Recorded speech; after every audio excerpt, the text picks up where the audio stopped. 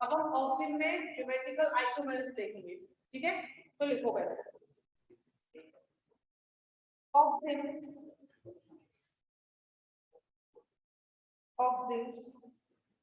are formed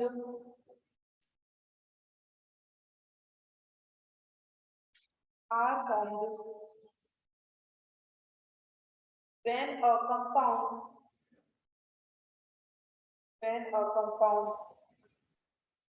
containing a carbonyl group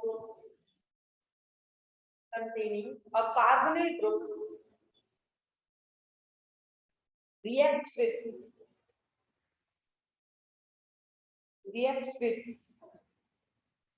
hydroxylamine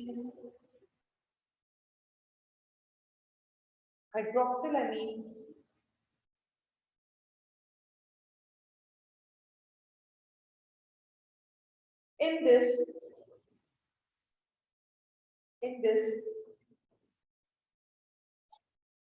if it reacts with aldehyde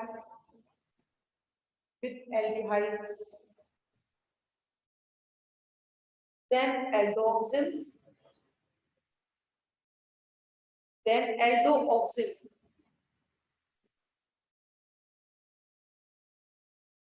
and with ketone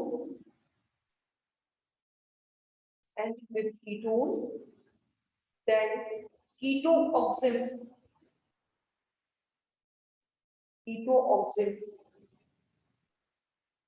is formed.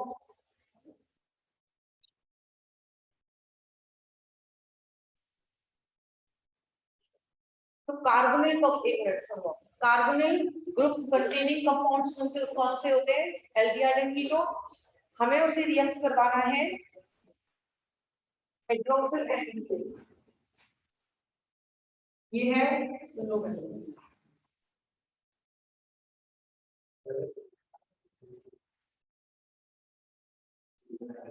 ये है aldehyde, ये है ketone. मैं जब लिखाऊं ना सब पूरी भी बात करेंगे, क्योंकि तो 4-5 ही होंगे, उसमें से भी 2 बात करते हैं। अरे ये भी लगा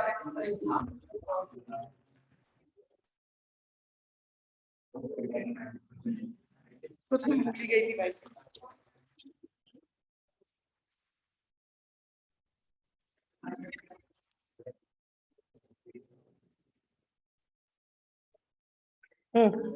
ये क्या है?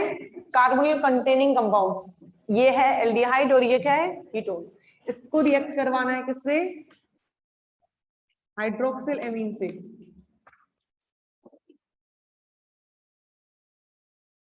ठीक है, इसको भी करवाना है हमें हाइड्रोक्सिल एमीन। इसमें क्या होगा? ये O और यहां से ये H2O, ये O यहां से H2, तो क्या निकल जाएगा? H2O, इसमें H2O। अब देखो क्या बनेगा, 2 कंडीशंस बनेंगी। एक तो होगी ये वाली कंडीशन,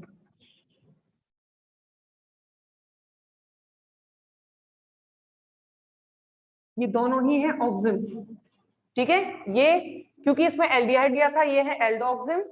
इस वाले में क्या बनेगा?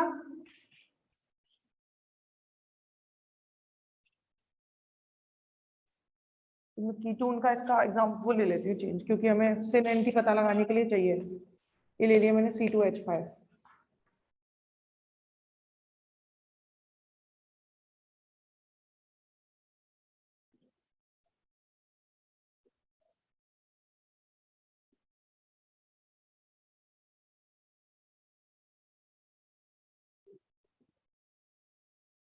ये कंडीशन बनेगी। ऊपर वाला कौन है? ऊपर वाले कौन है? एल्डोक्सिन, नीचे वाले हैं कीटोक्सिन। कार्बन कहां से जोड़ दिया? ठीक है, अब हमें इसमें सिन और एंटी पता लगाना है। 2 वर्ड्स हैं, सिन एंटी, ठीक है। तो इसमें सिन एंटी कौन सा है?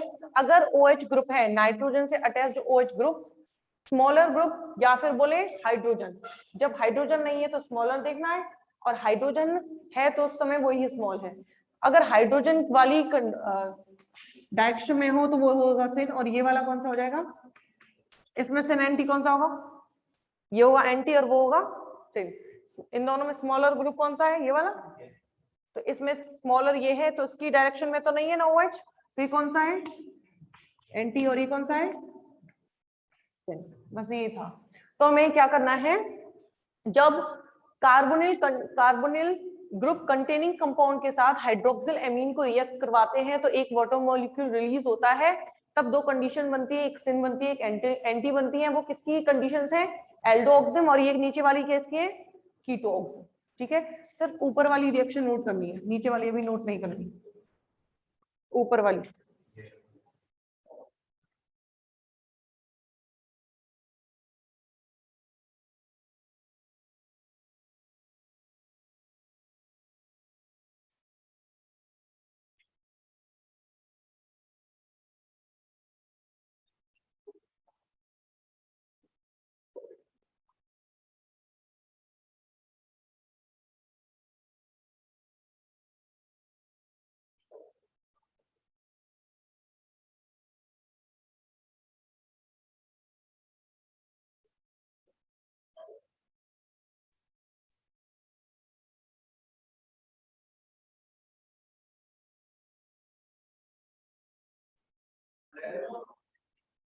तो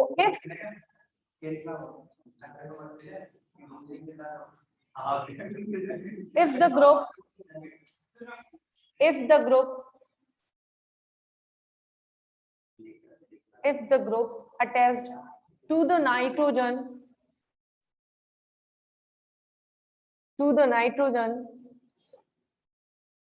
in aldoxym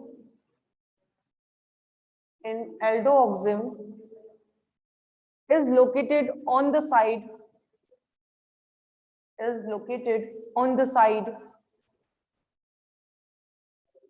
of the hydrogen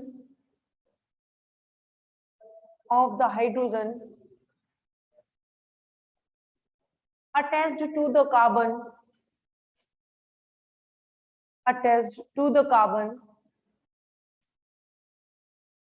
it is denoted by sin. It is denoted by sin.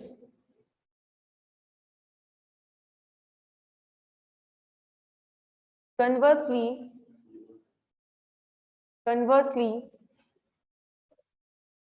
if the OH group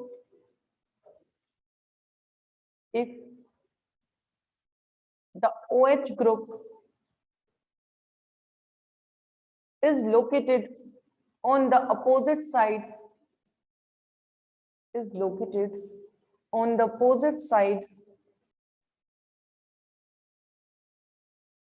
of the hydrogen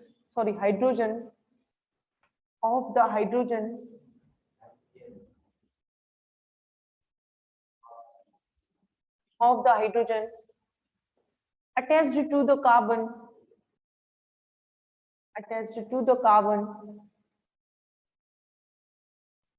it is represented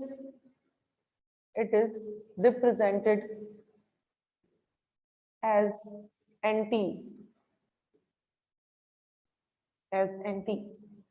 ये हो गया इसके लिए। अब इसको नोट करो, नीचे वाली रिएक्शन को।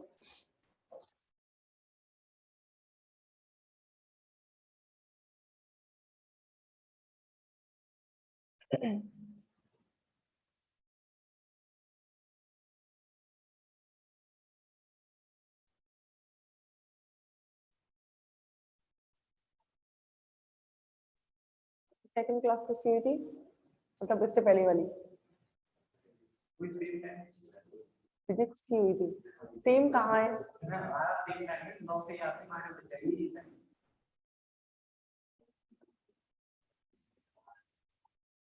if the group attached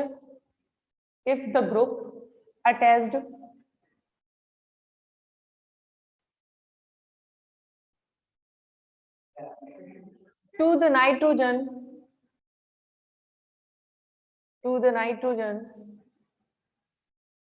in an, not n, in a ketoxim,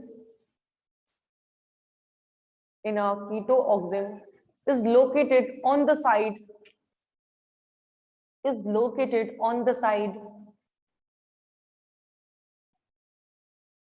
of the small alkyl group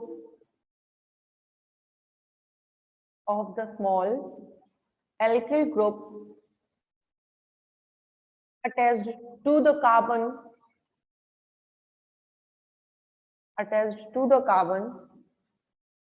then it is denoted by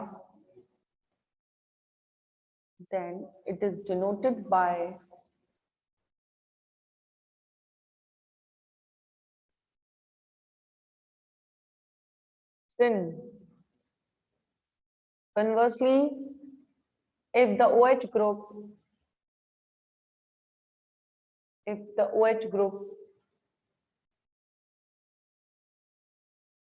is located on the opposite side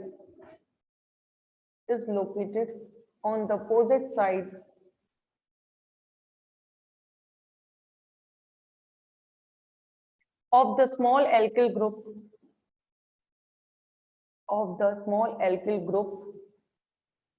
attached to the carbon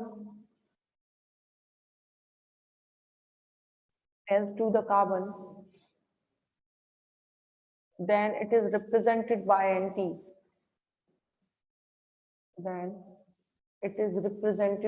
Nt.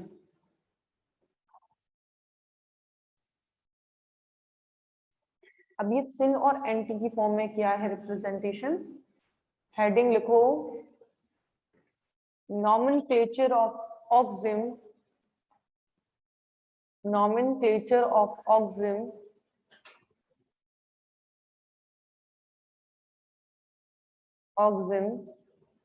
in the form of E and Z.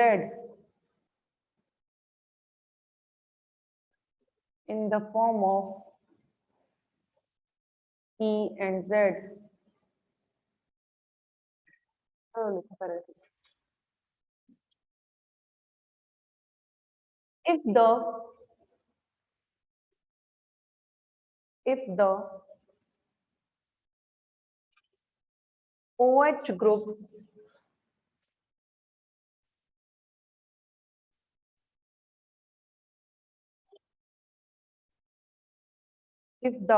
group attached to the nitrogen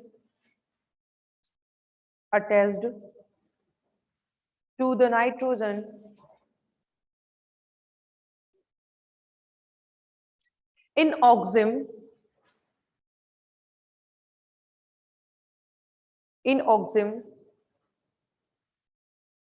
and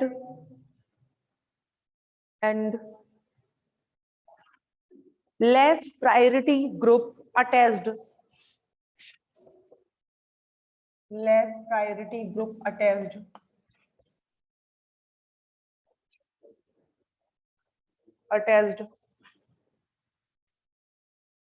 to the carbon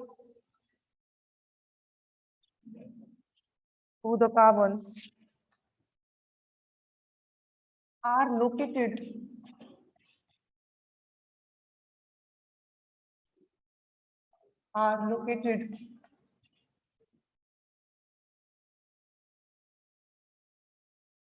on the same side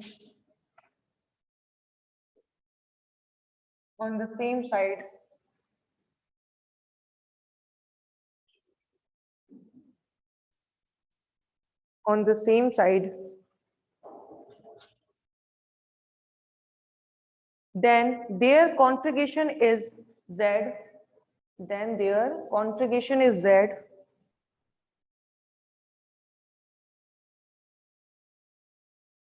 And if they are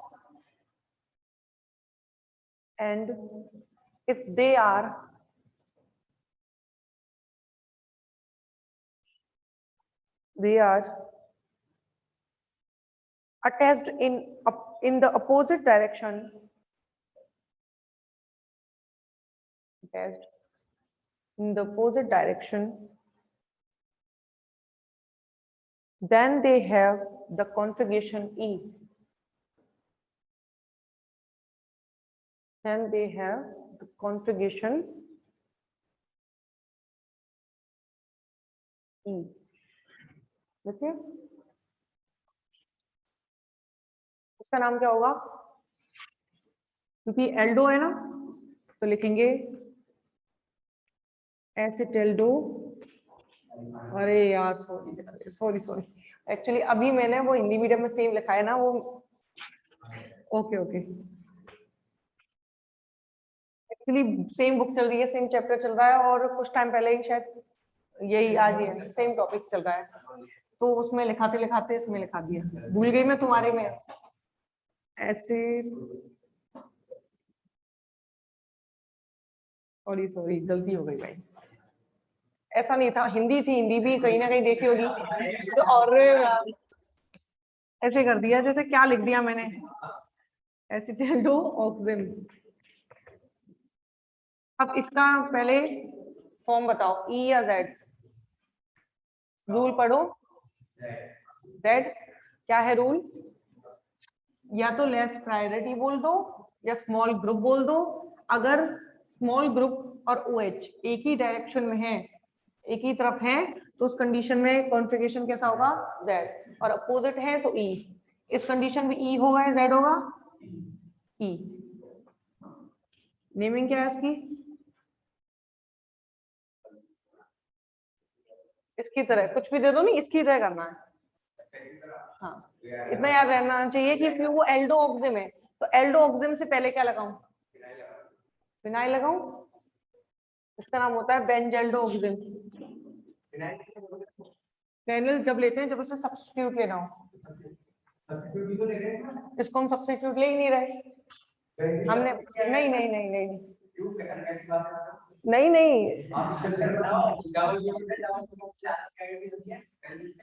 मेरी बात सुन लो, कुछ चीजें होती हैं fix naming से, इससे याद रखनी पड़ती है। अब आपको पता है एल्डोक्सिम तो है, सिर्फ इसके साथ इसको हमने लिख दिया था एसिटेल्डो, क्योंकि यहाँ CH3 था, ठीक है ना, और उसमें बेंजीन है तो उसको बोल देंगे बेंजेल्डो।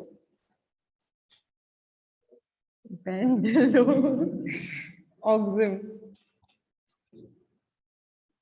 अब इसमें एसिटेल्डो नहीं, IPSC फिर नंबरिंग करो, कौन सी चेन होगी? तब भी ये सब्स्टिट्यूट नहीं आएगा भाई, आएगा क्या? ये कार्बन है, सॉरी सॉरी, अरे अरे कैसी बातें कर रही हो, बहुत अच्छी अच्छी बातें कर रही हूँ मैं। ये देखो, हाँ हाँ, कैसे कैसे किसको? तो आप किसको मेन चेन लोगे, आप मुझे ये बता दो। बेंजीन को लेंगे तो वो सब्स्टिट्यूट तो फिर भी नहीं होगा ना, क्या हो जाएगा? हाँ तो तभी भी, हाँ तो तभी भी नहीं होता, क्योंकि वहां 2 कार्बन है, वहां 6 कार्बन है। हाँ अच्छा, डबल बॉन्ड की ज्यादा, हाँ फिर हो सकता था, ये बात है। पर आप ये बताना, डबल बॉन्ड की ज्यादा प्रायोरिटी होती है तो इसमें कौन होता है? चेन के अंदर डबल बॉन्ड होता है तो कार्बन की प्रायोरिटी कुछ नहीं देखेंगे, double bonded carbon. Okay okay ठीक है, अब नाइट्रोजन है, इस कंडीशन में तो बेंजीन है ना, वो हमें रूल्स बाद में देखेंगे, ठीक। हाँ चल रही रिकॉर्डिंग भाई, अब इसका नाम बताना, क्योंकि अब इसमें एसिटाल्डिहाइड वगैरह नहीं कह सकते तो उसका नाम हो जाएगा, ये किससे होता है? M से। ये किससे है? सॉरी ये 2 है, ये E से, तो क्या होगा? E पहले आता है या M? E, तो हो जाएगा इसका नाम, हाँ जी। अब कौन बचा है, कौन सा है? कीटो ऑक्सिम है।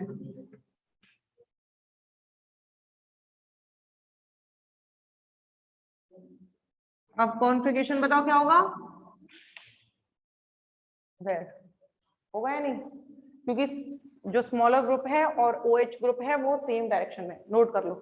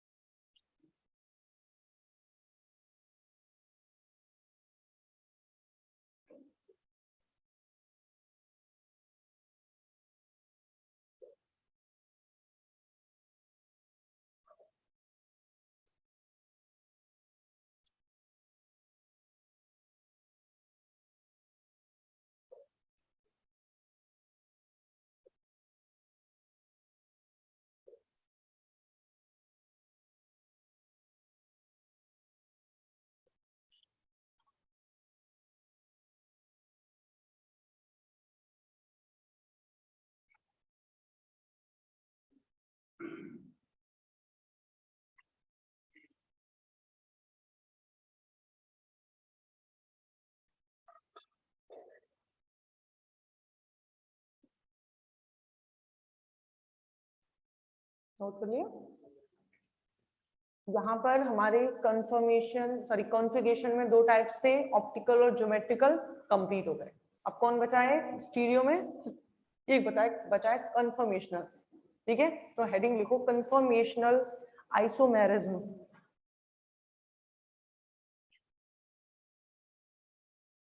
Conformational isomerism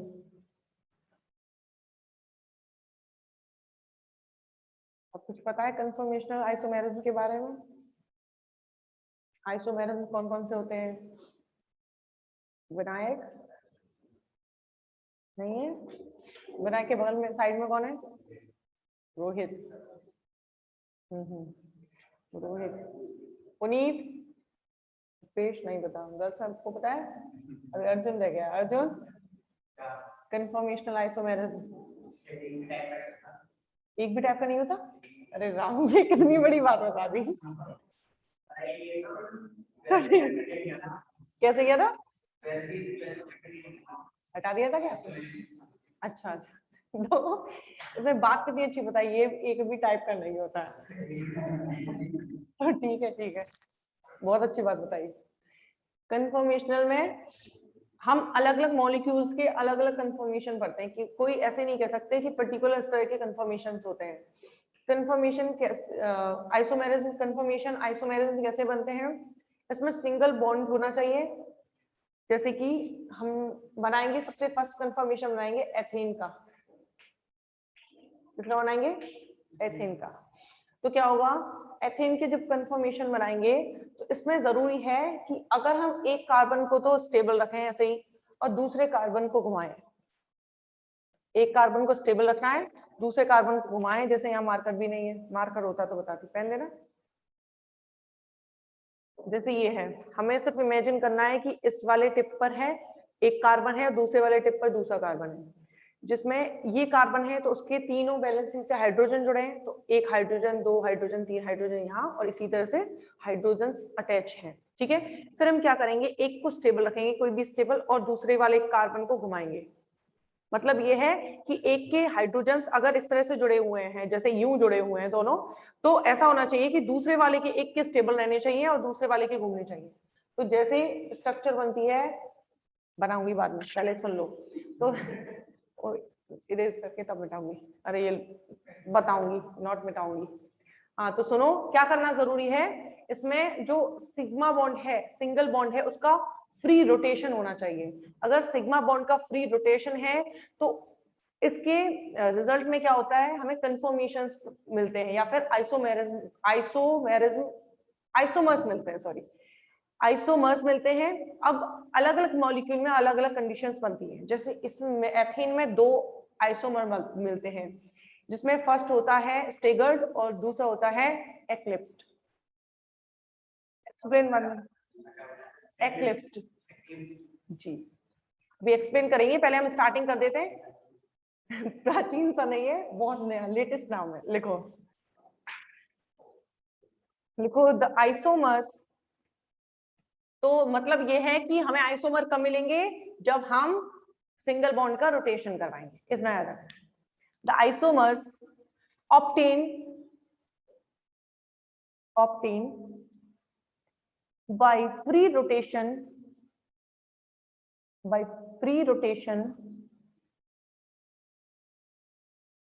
around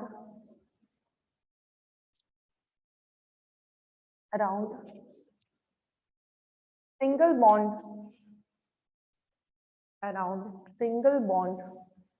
are called conformational isomers.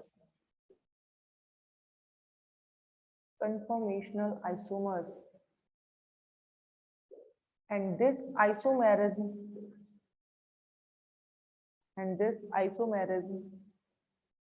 is called conformational isomerism.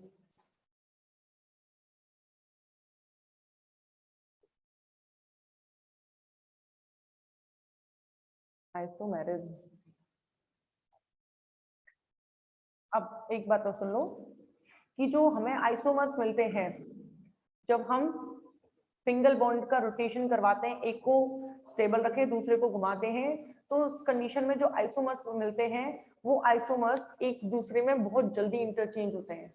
मतलब अगर एक आइसोमर मिला है तो हम दूसरे को देखने की कोशिश करें उससे पहले वो दूसरा पहले दूसरे में आपस में बदलते जाते हैं रूम टेम्परेचर पर भी। इसका मतलब है इनको आप एक दूसरे में इंटरचेंज होने के लिए बहुत कम एनर्जी चाहिए और वो एनर्जी नॉर्मल टेम्परेचर या रूम टेम्परेचर पे हमें मिल जाती है। तो हमें क्या करना पड़ता है, अगर हमें दोनों का, अगर जैसे हमें इसके 2 देखने हैं, आगे आएगा उसके बाद ब्यूटेन में 4 भी होते हैं, हम 2 की बात कर रहे हैं। अगर हम सबका पर्टिकुलर एग्जिस्टेंस देखना चाहते हैं तो उसके लिए हमें टेम्परेचर को लो करना पड़ेगा। जब हम टेम्परेचर को लो करेंगे तो हम दोनों का एग्जिस्टेंस अलग अलग देख सकते हैं।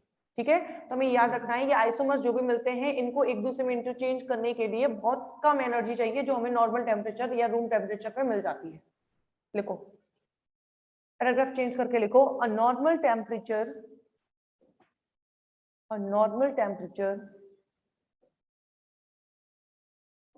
comma these isomers change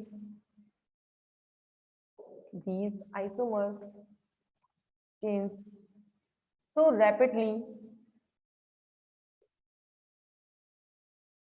that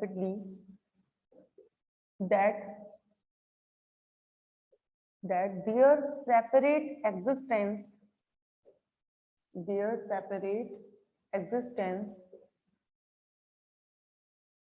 is not known, but when enough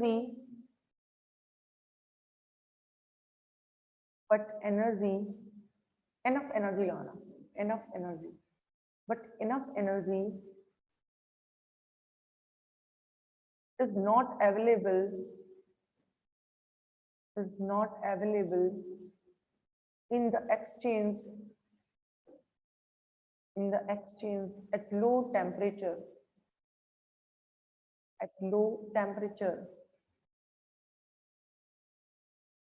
then their different existence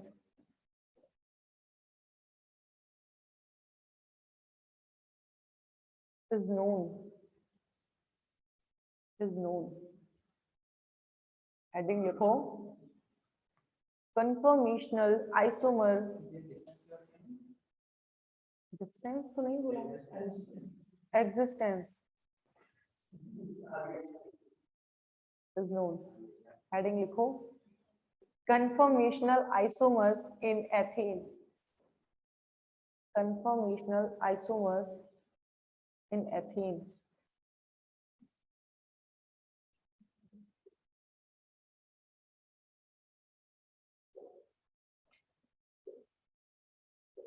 इसे एक्सप्लेन कर लेते हैं फिर नोट करेंगे।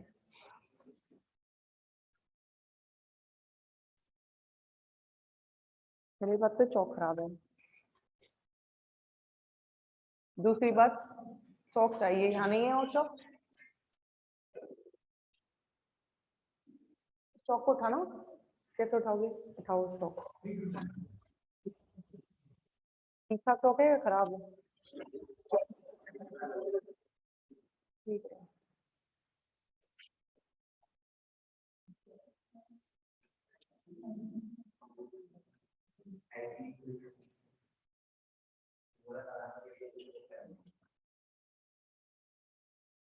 देखो हमें किस में देखना है, एथीन में।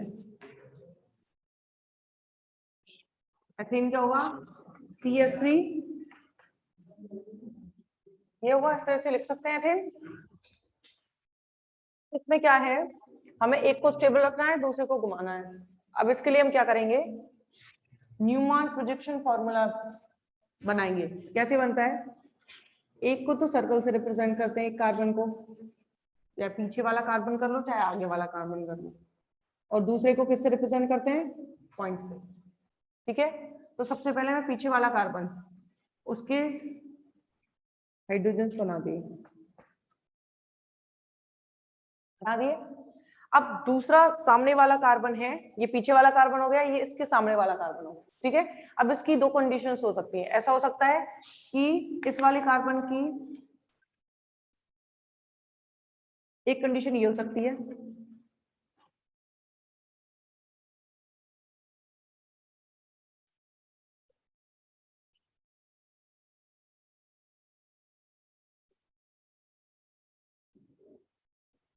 एक कंडीशन ये हो सकती है, अरे भाई ये कहाँ से है, कैसे बनाना है?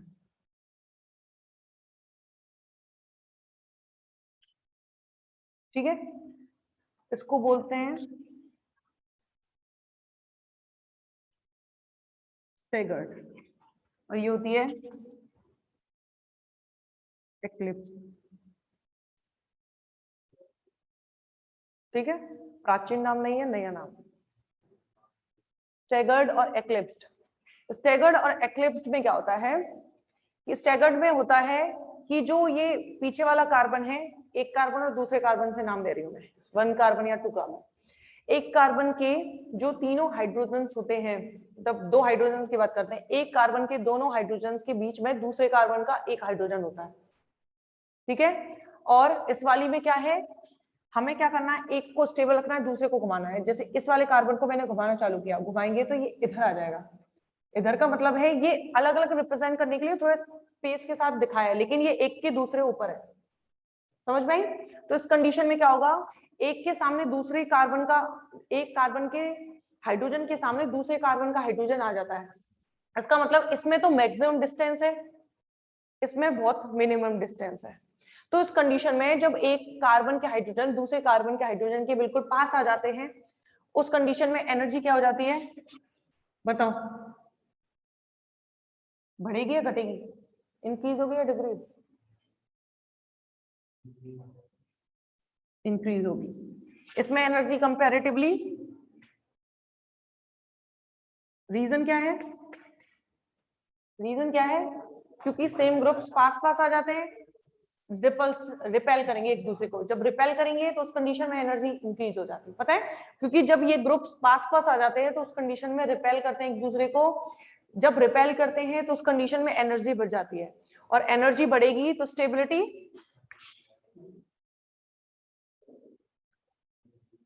डिक्रीज होगी। इसकी स्टेबिलिटी कैसी होती है,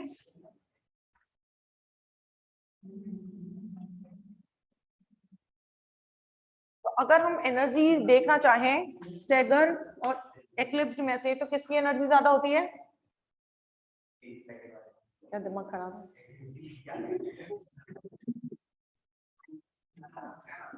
मैंने स्टेबिलिटी पूछा है कि एनर्जी पूछा है, तो वो तो मैंने बोल दिया, मैं स्टेबिलिटी दिमाग में चल रहा था।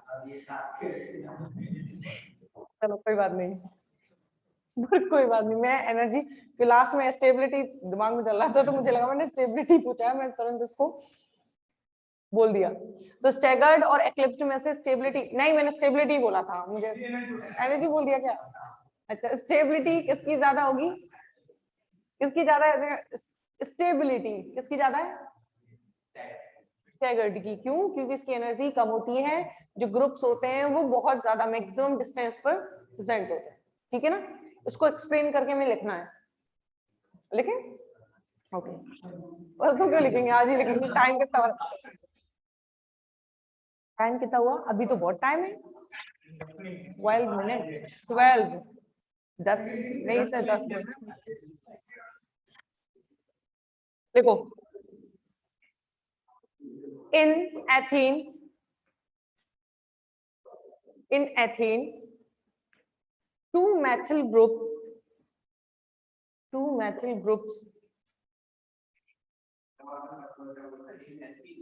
ethene. In ethane, two methyl groups are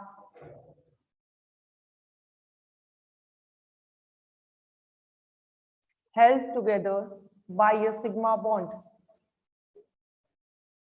Not held, held, H-E-L-D. Together by a sigma bond. If we fix one methyl group, if we fix one methyl group, if we fix one methyl group and start moving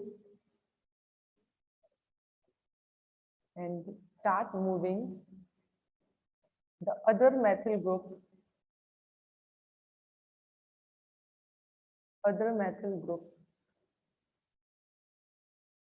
then two types of conformation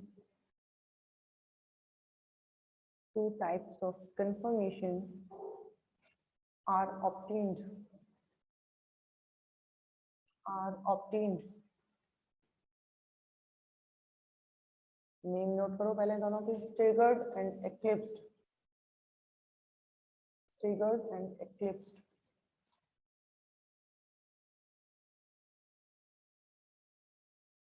Now heading staggered conformation.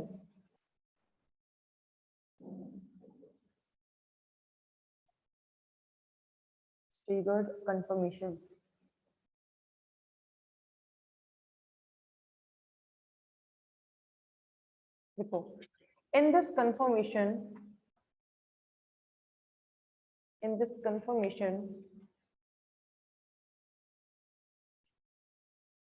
the hydrogen atoms of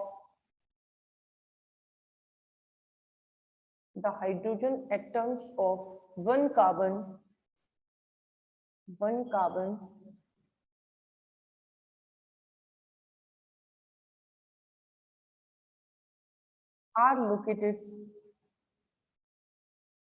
are located between two hydrogen atoms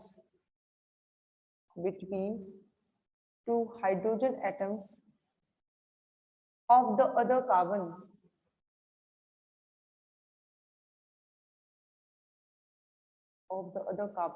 That is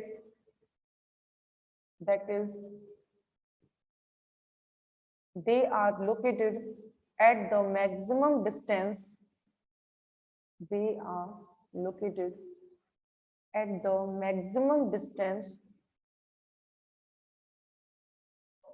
Comma, due to which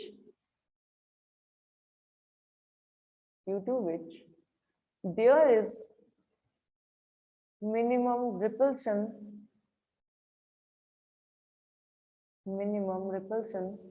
between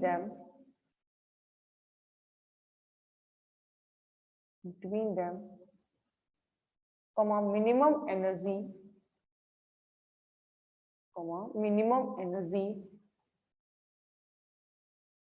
and maximum stability.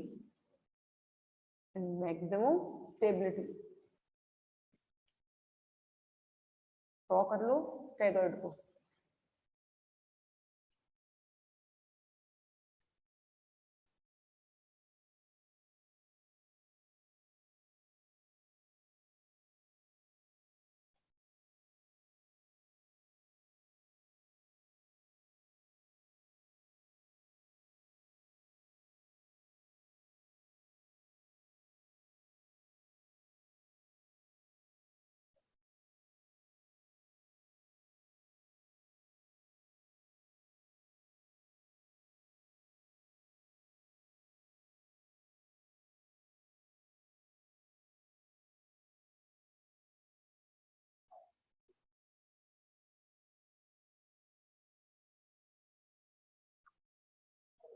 ये जो diagram है इसको बोलते क्या है, क्या बताया था मैंने?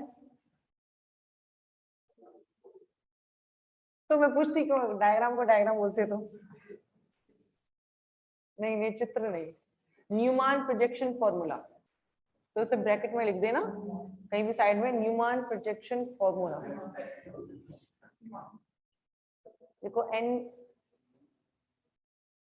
NU MMAN प्रोजेक्शन फॉर्मूला खुद लिख दो।